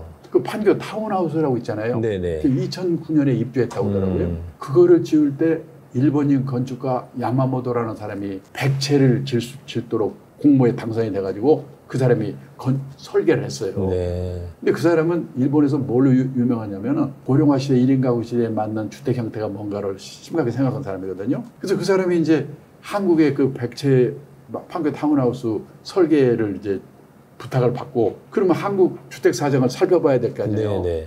그래서 와서 한국의 주택 사정을 살펴봤더니 그 사람 말이 원래 한국의 전통 가옥도 외부에 개방된 부분과 사생활을 지키는 부분으로 나뉘어져 있었다. 사랑방과 안차가 나뉘어져 있잖아요. 네. 그런데 그런 주택이 모두 사라지고 밀실 같은 주택이 됐다. 아파트가 다 밀실이잖아요. 그렇죠. 이 고령화 시대, 1인 가구 시대에 그런 밀실 같은 주택은 더는 바람직하지 않다. 그래서 이 사람이 주택 현관 사방을 유리로 설계해 버렸어요. 네. 밖에서 보이게. 어색하잖아요. 네. 처음에는요 100채 중에서 30채밖에 분양이 안 됐어요. 그 업체가 난리 났었어요. 그래서 이제 몇 년 지나서 다 입주가 됐거든요. 10년쯤 지나서 그 살아본 사람들이 1인 가구 시대, 이 고령화 시대에 이웃과 함께하는 삶이 너무나 행복하더라. 네. 그래서 작년 12월 달에요. 어느 중앙 일간지에 그 사람을 불러가지고 고맙다고 파티를 했다는 기사가 신문에 났어요. 네. 그 말은 이 고령화 시대, 1인 가구 시대에 맞는 바람직한 주택의 형태가 어떤 건가. 다들 대형 고층 아파트에 살고 있는 사람들 입장에서 한번 심각하게 생각할 필요가 있어요. 어떻게 보면 개방형 주택이 서로에게 돌봄의 역할을 할 수 있는 의미도 있는 거네요. 네. 그러니까 이제 그 판교 타운하우스 같은 경우는 3층 정도를 지어가지고 중간층에 거기서 일도 하고 그다음에 사람들이 돌보기도 하고 이렇게 했다고 그러더라고요. 어쨌든 이제 마주하면서 드나드는 모습을 볼 수 있으니까. 볼 수 있으니까. 네. 몇 년 전에 서울시에서요 65세 이상 부부들에게 물어봤어요. 자녀들 이제 나가고 그다음에 부부 중에 한 사람 돌아가시고 혼자 되시면 다시 자녀들하고 같이 살겠습니까? 물어봤더니요 같이 살겠다는 대답은 20%밖에 안 되고 50%는 자식들하고 멀지 않은 데서 혼자 살겠다. 30%는 실버타운 같은 노인 전용실로 가겠다. 그러니까 80%가 자식들하고 같이 살겠다는 생각을 안 하고 있거든요. 그런 생각을 갖고 있으니까 자식들하고 안 산다면 그러면 어떻게 해야 되는가. 이런 문제를 이제 생각해 봐야 되는 거죠. 이제 저희 세대로 내려올수록 더 자식과 같이 살고 싶어 하지 않을 것 같은 느낌이 들고. 그래서 이제 요즘 가족의 해체가 일어나고 난 편에 가족 회복 운동도 일어나고 있거든요. 예를 들어서 일본에서는요 3대가 할아버지, 아들, 손자가 한 건물 또는 근처에 독립적으로 살도록 개축하게 되면 세제 혜택을 준대요. 아, 그래요? 그걸 장려하는 거죠. 그리고 노인이 큰 집에 혼자 살게 되면은 그 맘 만난 사람끼리 또는 젊은 사람과 그룹 리빙, 공유 경제 이런 것도 또 활성화가 돼가고 있어요. 이게 왜 그럴까 한 번쯤 깊이 생각해 보고 있고 우리나라도 가끔 텔레비에 보면 신림동에 모르는 사람들끼리 모여 사는 게 나오잖아요. 이런 문제들을 남의 문제로만 생각하지 않고 내 노후에는 어떻게 될까. 지금 특히요 우리나라 70세 이상 혼자 사는 노인의 78%가 여성이에요. 여성분들은 노후에 일정 기간 혼자 사는 기간이 확률이 높기 때문에 그럴 때 어떻게 살아야 될 건가 이런 문제를 미리미리 잘 생각해 볼 필요가 있습니다. 이런 추세가 계속된다면 은퇴자들이 은퇴자금으로 부동산 투자로 고수익을 노린다든가 뭐 이를테면 상가나 오피스텔로 임대 수익을 노린다든가 하는 노력은 점점 줄어드는 양상이 그러니까 되겠네요. 자기 예를 들어서 우연히도 제 아는 사람이 강남에 비싼 아파트 살던 사람이 세 사람이 있는데 한 사람은 그걸 과감히 팔고 약간 서울에 나와서 요즘 실버타운 있잖아요. 그런 데로 이사를 가더라고요. 그 남은 돈을 아들한테 좀 주고 자기 쓰고 그러는 거예요. 또 한 사람은 팔고 전세를 살면서 또 남은 돈으로 살고 있더라고요. 그리고 한 사람은 부인과 딸의 막강한 반대에 부딪혀가지고 못 팔고 상당히 어렵게 생활하고 있어요. 그 세 사례 중에서 어느 쪽이 맞는 일일까도 한 번쯤은 생각할 필요가. 결국 내 삶을 풍요롭게 만드는 게 중요한데 어떻게 보면 부동산에 짓눌려서 그러니까 그 무게감을 이기고 사는 것 같아요. 왜냐하면 집에 한이 맺혀 있는 거예요. 그래서 자식한테 집 한 채는 줘야 되지 않느냐 이런 생각 갖고 있는데 그게 오산인 게요. 100살 가까이 돼서 돌아가면서 자식한테 집을 그때 물려줘야죠. 그냥 70살이거든요. 그리고 제가 최근에 일본에서 나온 책을 하나 보고 놀란 게 있는데 제목이 부동산 시대예요. 근데 그 부동산의 부자가 뭐냐면 안 움직이는 안이불이 아니고 부채할 때 부자예요. 마이너스 부동산 시대에. 그 일본 아사히 신문에서 1년 동안 취재해가지고 모아놓은 책이더라고요. 근데 거기에 제가 보고 깜짝 놀란 게 뭐냐면은 왜 마이너스 부동산이냐? 100살쯤 돼서 돌아가셨어요. 근데 자녀들은 집이 있어요. 그러면 자기 살던 집이 있으니까 누가 상속을 받아야 되잖아요.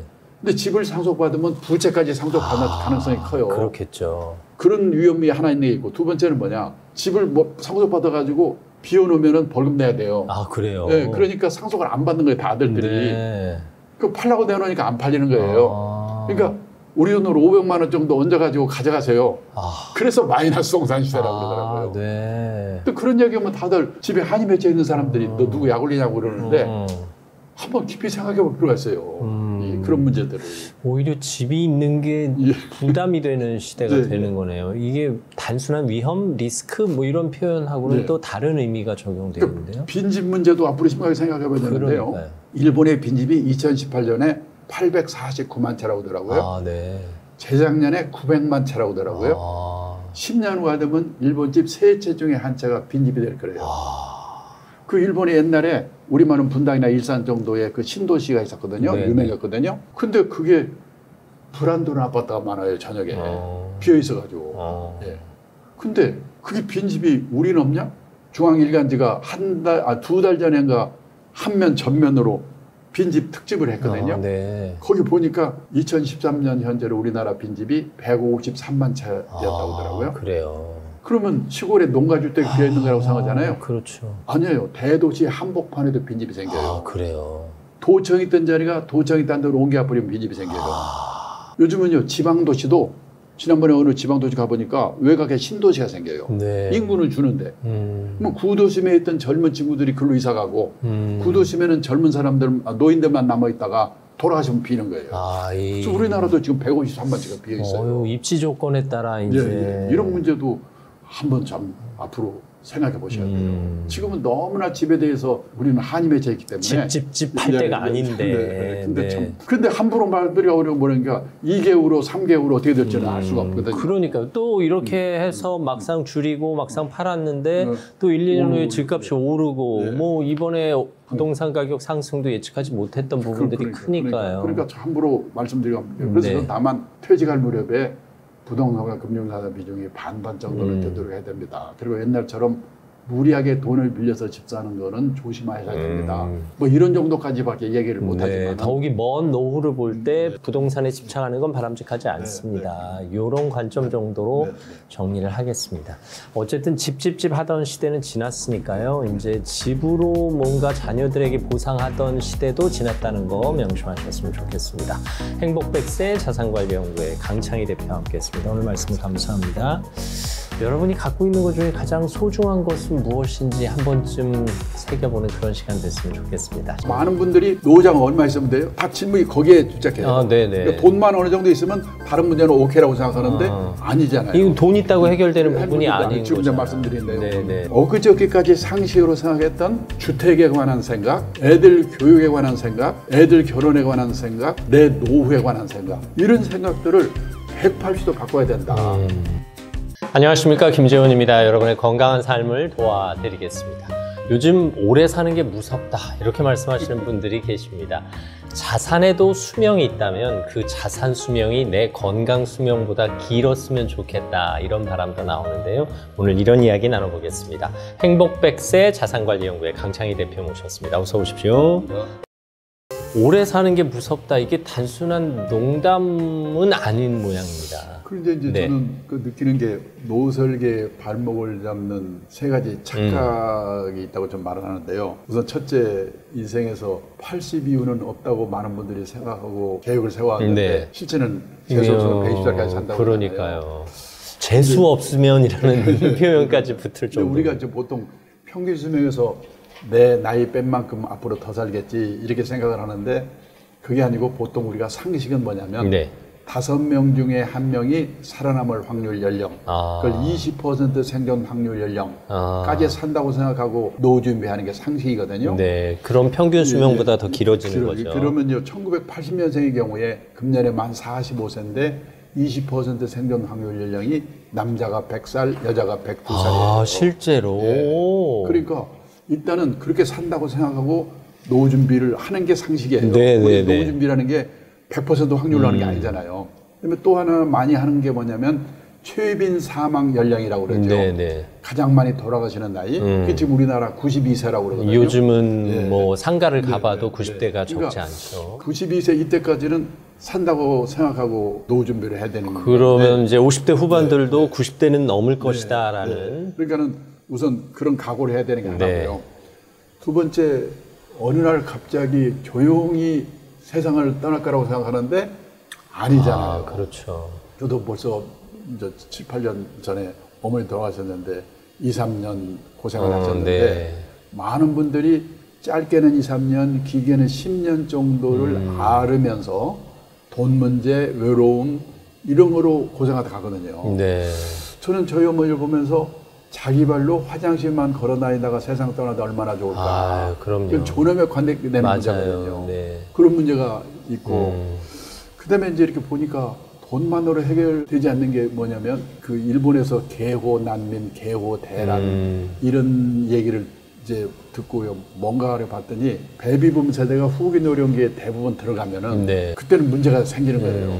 근데 돌봐줄 시설이 마땅치가 않고 네, 돌봐줄 사람이 없기 때문에 개호 난민, 개호 대란인데 지금 우리는 아직 고령사회 그러지만은 베이비붐 세대가 후기 노령기 아직 안 들어가 있거든요. 네. 그러니까 들어가게 되면은 이제 우리나라가 큰 문제가 생길 거예요. 초고령 사회가 되면. 후기 노령기라는 게 75세 이후거든요. 네, 네. 그때 가면은 저도 70대 후반이 되니까 여기저기 아프기 시작해요. 그러면은 시설이 그런 데가 마땅치가 않아요. 그다음에 돌봐줄 사람이 없어요.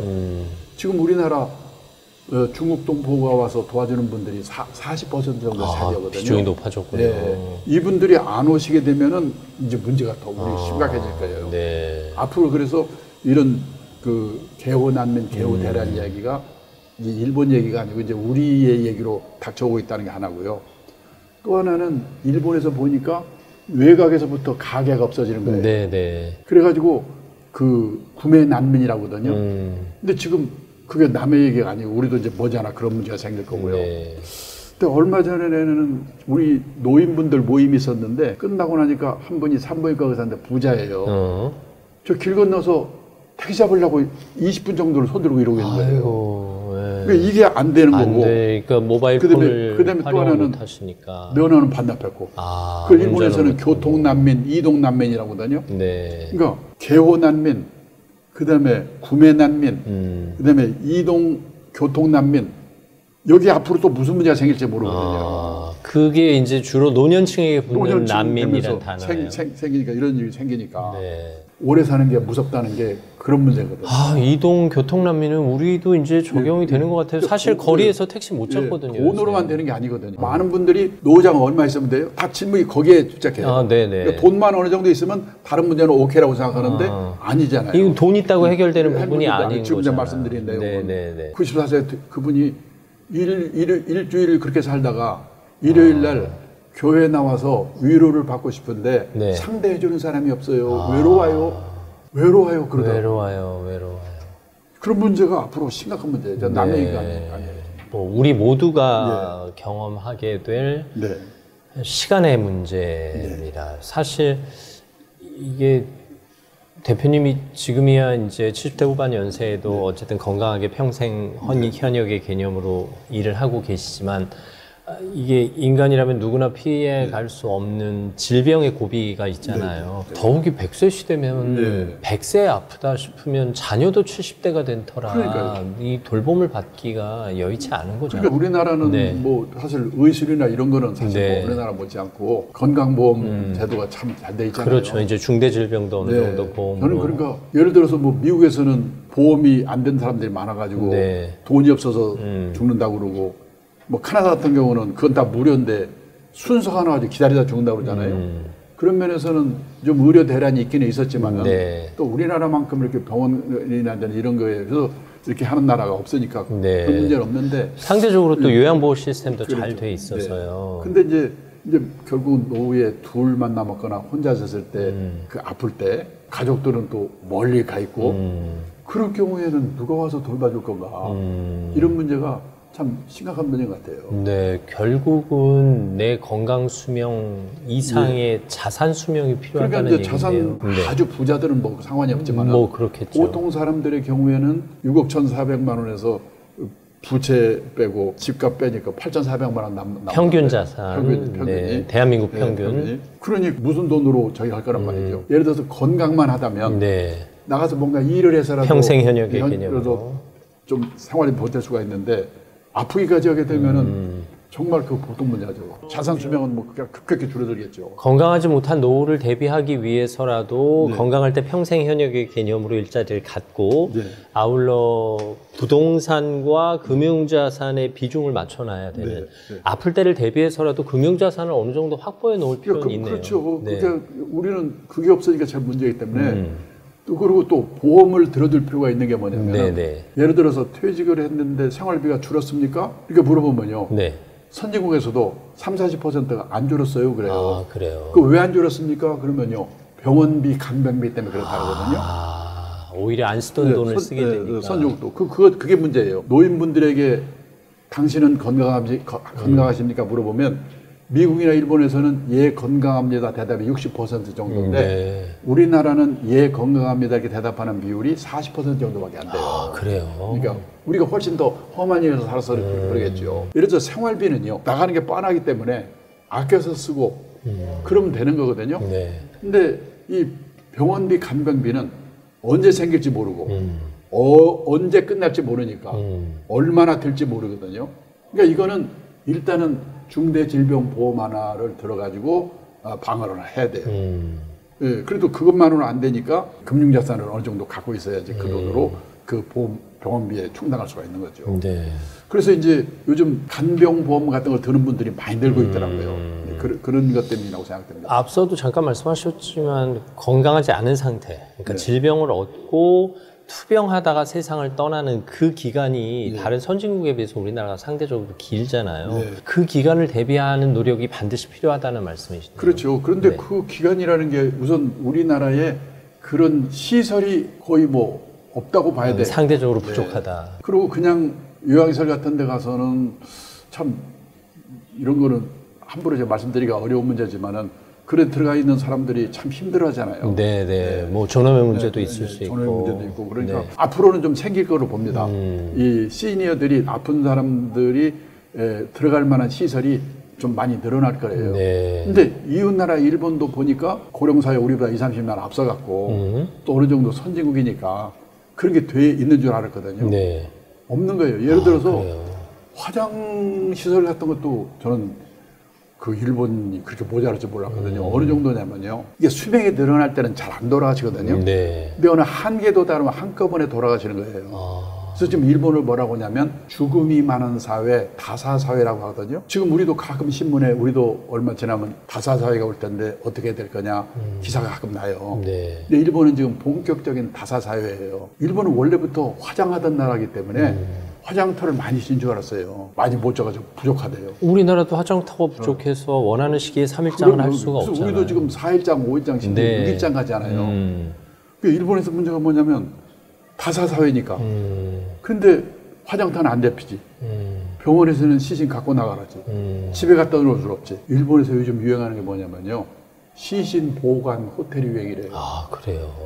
그런 문제가 지금 남의 문제가 아니거든요. 바로바로 장례식을 치를 수 없게 근데 우리나라는 특히 화장 비율이 급격하게 늘어났어요. 네. 예를 들어서 제가 1988년 올림픽 하던 해예요. 아버지가 돌아가셔서 벼락같이 와가지고 산소 자리를 그때 찾는데 네. 산소가 없어요. 그래가지고 아는 분 통해서 천안에 모셨는데 그때 우리나라의 화장률이 15%였어요. 네. 매장이 85%고. 그래서 제가 그때 무슨 걱정을 했냐면 이러다가 우리나라는 삼천리 강산이 무덤으로 덮이겠구나. 그런 걱정을 했거든요. 근데 그로부터 10년 후 SK그룹의 최정현 회장님 돌아가시면서 화장했어요. 네네. 그분은 우리나라 큰일 났다. 그래서 화장 캠페인을 한 번이거든요. 영향을 줬나? 화장률이 20%가 됐어요. LG그룹의 구원모 회장 돌아가시면서 수목장을 했어요. 네. 지금요, 우리나라의 화장률이 몇 퍼센트인지 아십니까?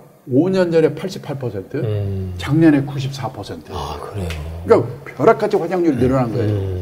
일본은 원래 화장하는 나라인데도 화장대가 부족한데 우리는 화장률이 벼락같이 이렇게 늘어났기 그러니까 때문에 장례 문화가 한 10년, 20년 사이에 그냥 급격하게 바뀐 거예요. 정부의 이런 것도 약간 추진도 있었고요. 네. 그러니까 타사 사회에 대한 대비가 이럴 부족하다. 정도로 우리가 예상치 않게 급격하게 바뀌는 게 문제거든요. 고령화의 속도라는 면에서 얘기를 하지 않습니까? 네.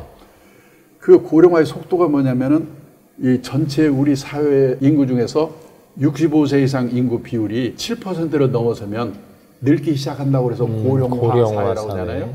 그게 우리나라는 2000년에 시작이 됐고요. 네. 일본은 1970년에 시작이 됐어요. 30년 빨리 됐어요. 네. 그 다음에 노인의 비율이 20%가 되면 화끈하게 늙은 나라다 해서 초고령 사회라고 하잖아요. 7% 넘어선 때부터 20% 될 때까지 걸리는 기간을 고령화의 속도라고 그러거든요. 프랑스는 155년이었어요. 일본은 34년이었어요. 그래서 4배, 5배의 속도로 일본이 그렇게 가기 때문에 적응을 못하고 30년 저 고생을 했거든요.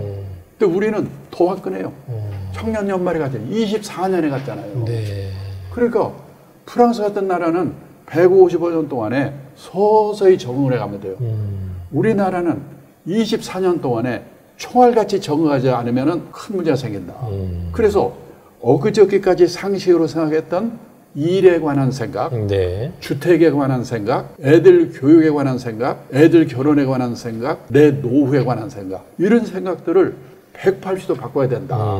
그러니까 우리나라의 문제는 이 바뀌는 속도가 다른 나라의 3배, 4배의 속도로 가기 때문에 이런 문제가 생겨요. 이 노후 문제도 그래서 더 우리가 복잡하다는 거예요. 말 그대로 사고의 전환이 필요해서 집집집 하던 시대 지났고 부동산 비중 낮춰야 되고 현금 비중 높여야 된다는 얘기고요. 그리고 간병이나 돌봄의 문제가 이렇게 갑자기 대두되는 이유도 속도의 문제가 있는 거예요. 게다가 이제 성인 자녀에 대한 돌봄도 일찍 중단하셔서 빨리 자립을 시키셔야 된다는 이야기고 내가 질병 이후에 어떻게 살아갈 것인가. 그러니까 건강 수명을 늘리기 위한 대비를 하셔야 되는데 그러려면 자산 수명을 늘려야 하고 자산 수명을 늘리려면 금융자산 비중을 높여야 하고 나이 들어서는 외부의 투자나 특히 부동산 투자, 주식 투자도 조심스럽게 신중한 결정을 하셔야 된다. 그러니까 이런 일에 관한 생각, 주택에 관한 생각, 이런 게 애들 교육에 관한 생각, 결혼에 관한 생각, 이것들이 다 얽혀 있는 거잖아요. 그런 게. 그렇죠. 사실 자녀 결혼 때도 지나친 지원은 줄이셔야 된다는 얘기인데요. 이게 참 이게 빈부격차에 따라 문제가 더 심각해지는 거잖아요. 그러니까 뭐 부유한 계층은 염려 안 한다 치더라도. 예를 들어서요. 보통 일본에서도 문제가 안 되는 게 다들 작은 집에 살고 있어요. 네네. 집 때문에 뭐 사람들이 스트레스 안 받아요. 내 세 살아도 남의 눈치 안 보고 그래야 되는데 우리는 또 한쪽에서는 엄청나게 큰 집에 그렇게 하는 데가 있고 어려운 사람 어렵고 그런 것들이 괴롭고 또 그게 많은 분 운에 의한 요소가 너무 컸던 거예요. 예를 들어서 내 직장이 여기이기 때문에 할 수 없이 여기 살아가지고 갑자기 오르는 데 사람이 그럴 수도 있죠. 내 직장이 저 북쪽이었기 때문에 거기 살았던 사람들은 그냥 죄도 없이 거기서 그런 걸 보면 화가 나죠. 사람들이 많이 화가 나 있는 것도 그 분노가 차 있는 것도 그런 것들도 좀 생각하죠. 근데 뭐 흐름이 그렇게 된 걸 뭘 누굴 탓하겠습니까? 네. 그럼에도 불구하고 우리가 뭔가 미래를 대비하기 위해서 생각의 패턴, 그러니까 사고의 양상을 바꿔야 된다라는 말씀이시잖아요. 그래서 저는요, 우리들도 그렇고 우리 애들도 그렇고 이 자립이라는 문제에 대해서 심각하게 생각하면 되는데 네. 자립은 세 가지가 있거든요. 첫째가 행위의 자립. 내가 머물렀던 자리에 쓰레기 누가 와서 치우게 만들잖아요. 회사에서도 누가 뭔 일하면 못 믿어서 누가 와서 봐줘야 되는 애들이 있잖아요. 네. 그러면 그런 애들의 노후는 어떻게 될 건가? 그런 애들의 부모의 노후는 어떻게 될 건가? 313만 명이 캥거루가 된 이 문제, 행위의 자립부터. 두 번째가 의식의 자립이잖아요. 우리나라처럼 남의 눈 때문에 미치는 나라가 없잖아요. 저는 미국에서 살아보지 못했는데 미국 종사님이 그러더라고요. 거기는 학교로 졸업해도 넓은 천지에 흩어져 버리기 때문에 친한 친구 몇 명 빼고는 누가 어디서 뭐 하는지도 모른다. 관심도 없고. 맞아요. 근데 우리는 동창회 향후에 동네 모임, 개 모임 모여가지고 뭐 사고 뭐 샀다고 사진 찍어 올리고 나는 점심에 이거 뭐 한주고 누구는 어떠고 우리나라처럼 남의 눈 때문에 미치는 나라가 없잖아요. 그 관계가 또 네. 오래 지속되니까. 그렇죠. 남의 눈에서 벗어나야 앞에 그런 일들이 가능한데 네. 그 남의 눈 때문에 그러거든요. 그다음에 경제적 자립인데 다들 경제적 자립 보면 재테크, 돈 버는 능력. 근데 진정한 경제적 자립이란 주어진 경제적 상황에 자기 자신을 맞춰놓는 능력을 기르는 것이다. 이게 어떻게 보면 인식이 있어야 되는 거죠. 지금 말씀을 듣고 보니까 자산 수명을 늘린다는 개념은 자산을 불리고 오래 유지한다는 개념이 아니라 내가 갖고 있는 자산에 내 삶의 패턴을 맞춘다라는 의미가 그렇죠. 더 세지 않을까? 그러니까 지금 말씀대로 우리는 다 재테크, 네. 돈 버는 능력, 그러니까 자산을 늘리는 거는 어떻게 늘릴 건가 이렇게 생각하거든요. 근데 그게 아니고 예를 들어서 절약 같은 것도 거기에 해당되는 거죠. 네, 네. 근데 어디 가서 제가 절약을 얘기하면 많은 분들이 화나는 표정을 해요. 지금 바빠 죽겠는데 올라 떨어져 그 얘기만 해. 투자. 다들 투자로 승부를 네, 보겠다. 네. 우리가 30년, 40년 세계 역사에 없는 고성장 시대를 살았기 때문에 우리는 의식하고 있지 않지만은 미국, 일본 같은 선진국 사람들이 우리를 보면은 너무나 낭비 요인, 거품 요인이 많거든요. 네. 그런 것들을 어떻게 줄일 수 있는 그 노력. 그다음에 사교육비도 문제가 뭐냐면은 이 사교육의 문제가 아니라 사교육의 애들을 생각하는 애들로 키우질 않았잖아요. 지금 직업이 사라지는 시대거든요. 그렇죠. 2033년이 되면 현재 있는 직업의 47%가 사라진대요. 그리고 요즘 신규 채용이 없잖아요. 신규 채용 비율이 저도 놀랐는데요. 2019년에 벌써 전체 채용 건수의 50%로 줄었더라고요. 2023년에 50%가 23%로 줄었어요. 요즘 신규 채용이 없잖아요. 없죠. 정기 채용은 사라진 지 오래됐죠. 그럼 이럴 때는 어떻게 해야 되냐? 고성장 시대에는 신규 채용이 많았기 때문에 과육 공부해서 좋은 대학 들어가서 취직하면 됐거든요. 네. 저성장 시대에는 신규 채용이 별로 없기 때문에 중소기업 같은 데 들어가가지고 몇 번 이직하면서 좋은 회사로 옮겨가야 되죠. 옮겨갈 때 저기서 날 뭘 뽑냐? 학벌, 스펙이 아니고 이 친구가 우리가 시키려고 하는 일을 잘하는가 못하는가. 업무 능력을 보는 네. 거죠. 그 다음에 평판, 인간성이 돼 있는가. 네. 이걸 보거든요. 우리나라 어머니들은 아직도 과외 공부는 뭐라고 하냐면은 돈 들어가는 게 문제가 아니라 저는 엄마들이 시간표를 짜가지고 좋은 선생 골라서 거기 가서 외우는 거 배워가지고 대학 들어가는 그것만 가르치기 때문에 저는 직업이 사라지면 내가 갖고 있는 능력이 갑자기 생기지 않잖아요. 않죠. 그러면 이 회사에서 만약 없어져가지고 나오게 되면은 내 각 똑같은 능력을 어디 가서 써먹을 수 있을까를 생각할 수 있는 능력이 있어야 되거든요. 근데 어머니들이 사교육비를 너무 많이 지출했기 때문에 돈이 자기 노후자금 할 거를 들어간 것도 문제지만은 애들을 생각하는 능력을 박탈하는 게 문제라고. 자기주도 능력을 전혀 키워주지 않았기 때문에. 지금 그런 문제가 앞으로 심각하게 좀 등장이 될 것 같아요. 그야말로 자녀 세대의 전인 교육을 신경을 써야 하는 상황이고 결국 적정한 나이에는 자녀를 경제적, 의지적, 행위적으로 자립시켜야 노년 세대가, 우리 부모 세대가 결정적인 시기에 자립할 수 있는 역량이 갖춰지는 게 아닌가 싶어요.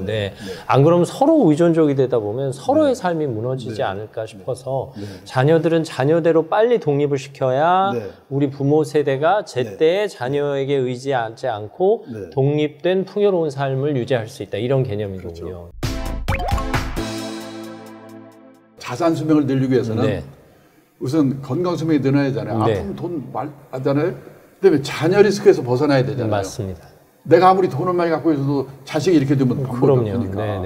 그러니까 그런 문제들이 겹쳐 있기 때문에 내가 돈이 또 아무리 많아도 부동산만 갖고 있는데 일본과 같은 부동산 하락 현상이 나타나면은 그 자산이 아무 의미가 없는 거예요. 환경 요인이 그렇게 바뀐 거니까요. 근데 다들 뭐냐면 어떻게 하면 빨리 집을 사서 집을 늘릴 거냐? 어떻게 하면 재테크해서 할 거냐? 저는요, 우선 우리 자식들한테 위험이란 말하고 리스크란 말, 그거라도 이해를 제대로 시키는 게 중요하다고 봐요. 좀 차이가 있다고 보시는 거죠? 뭐냐면요, 우리 부모들은 위험한 데 가지 마라, 위험한 데 가지 마라, 위험한 남자 만나지 마라. 이렇게 얘기하거든요. 근데 위험은 데인저예요. 그렇죠. 예, 홍수나서 죽으려, 포탕 터져 죽으려. 리스크는 불확실성이에요. 잘 될 수도 있고 잘못될 수 있는 거. 잘못되는 것만을 리스크라고 하면은 언론에도 그렇게 쓰고 있어요. 그렇네요. 그 반만 해석한 거거든요. 옛날에는 어느 직장 들어가면 평생 보장이 됐어요. 그 다음에 예금하면 10몇 % 이자 주었어요. 그렇죠. 그 다음에 그 결혼도 어떤 남자하고 결혼하면은 그 큰 문제가 없었어요. 네. 근데 요즘은 직업이 사라져서 평생 다닐 거라고 생각했던 남자가 잘렸어요. 네. 그 이혼이 생기잖아요. 그렇기 때문에 불확실성의 시대거든요. 리스크를 저는 이해를 잘해야 되는 게 라틴어의 어원이 어디서 나왔냐면 용기를 갖고 도전하다는 데서 리스크가 나왔대요. 그래요. 깜짝 놀랐어요. 네. 그래서 저는 용기를 갖고 우리 애들도 리스크에 도전하되 관리할 수 있는 지혜를 배워야 된다. 그 지혜를 가르쳐야 된다. 그러니까 주식 투자도 보면요, 예측이라고 생각해요, 다들. 예측을 잘하는 게 주식 투자라고 생각하는데 예측은 하지만 그거는 100% 맞추라는 보장이 없거든요. 불확실하니까. 네. 그거에 대한 이 방어를 해야 되는데 주식 투자에 리스크가 있으면 뭐냐? 시장 리스크라고 그래요. 마켓 리스크라고 그래요. 그다음에 개별 종목 리스크라고 두 가지가 있어요. 이걸 방어하면 돼요. 마켓 리스크는 제가 52년 이 업계에서 일해왔는데 무슨 9.11 테러 사태, 그다음에 코로나 사태, 무슨 사태 그 예상했습니까? 모르죠. 제가 52년 이 업계에서 일을 해왔는데 불측의 사태가 가끔 나타나거든요. 내가 갖고 있는 주식이 우량 주식이라는 확신만 있다면요. 6개월 후가 될지 1년 후가 될지 2년 후가 될지는 모르지만 그 상황이 지나가면 회복될 수 있다. 그때까지 기다릴 수밖에 없다. 그래서 장기 투자를 하라고 그런 거거든요. 근데 보통 사람 장기 투자 이야기만 하면 짜증을 내는 거예요. 지금 우리 애들이요. 지금 20대 남성이 1년에 주식 투자를 할 때 샀다 팔았다를 몇 번 하냐면 68번을 해요. 아, 그래요. 세계적인 운용사들이 보통 자산 운용할 때 얼마나 한 번씩 사고 파냐면 2년이나 3년에 한 번씩 사고 팔아요. 근데 우리는 1년에 68번을 샀다 팔았다. 이거 자본시장 연구원에서 발표한 거예요. 그러면요, 꿈에도 나타나요. 일하다가도 그 생각해야 돼. 회사 잘려요. 거기에 매여 있어야 되는 거죠. 그렇죠. 그게.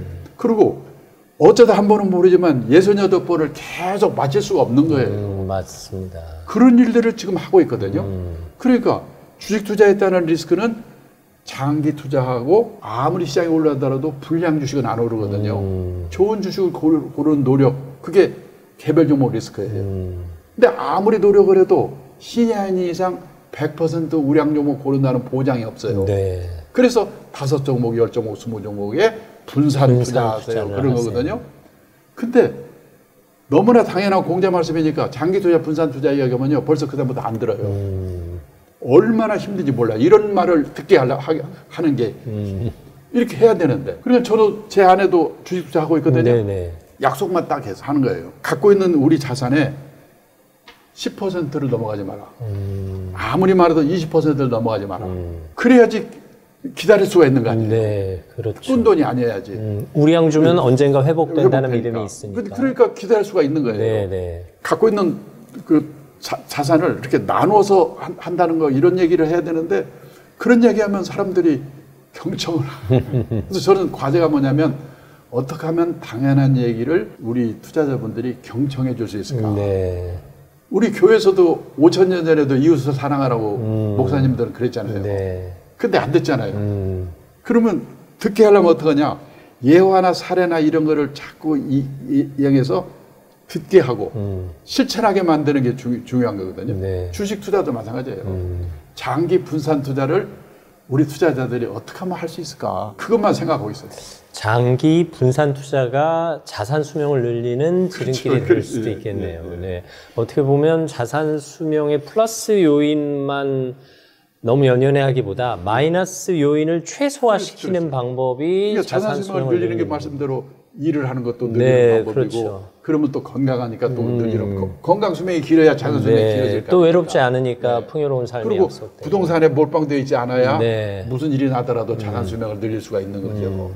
그러니까 자산 수명을 늘리기 위해서는 재테크를 잘해서 불리는 것만 생각을 하거든요. 네. 건강 수명은 내 마음대로 되는 건 아닙니다. 하늘의 그렇죠. 순리죠. 예, 그리고 예. 자연의 순리죠. 그건 알 수가 없는 거예요. 그래서 사실- 그거는 보험하고 그다음에 중대질병보험을 네. 하고 그리고 그런 일이 됐을 때 어떻게 내가 대처할 건가 그런 생각을 하는 수밖에 없어요. 위기 대응에 대한 대비책을 마련해 두시고 자산 수명은 부동산 비중과 현금 비중을 1대1로 맞춰 두시고 그리고 플러스 요인에 연연해 하기보다는 마이너스 요인을 최소화시키는 절약이라는 단어로 승부하시면 되겠습니다. 오늘도 행복 100세 자산관리연구의 강창희 대표와 함께했습니다. 말씀 감사합니다. 인생의 답은 나와 있습니다. 건강 수명과 자산 수명을 늘리는 법, 우리의 사고 전환이 먼저 이루어져야 되겠습니다. 저는 다음 시간에도 여러분께 뵙겠습니다. 오늘도 감사합니다.